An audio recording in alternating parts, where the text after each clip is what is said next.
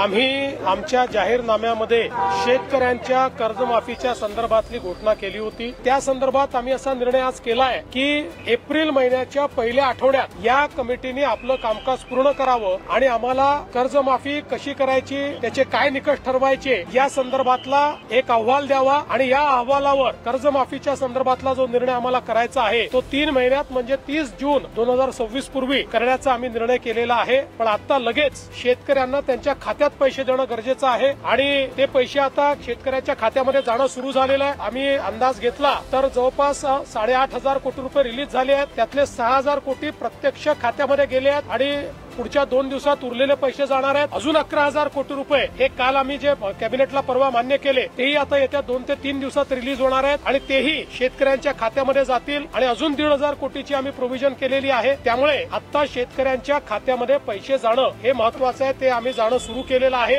आणि माझा अंदाज आहे की पुढच्या 15 ते 20 दिवसात 90% शेतकऱ्यांच्या खात्यात हे पैसे पोहोचून जातील। 10% कदाचित अनेक वेळा आम्हाला अनुभव आहे, खात्याच्या अडचणी असतात, त्या जाऊन सोडवाव्या लागतात, मल्टिपल खाती असतात, अशा प्रकारच्या गोष्टी असतात। त्यामुळे तेही आम्ही जे बाकी 10% आहेत त्यांचे आम्ही त्या ठिकाणी पूर्ण करू।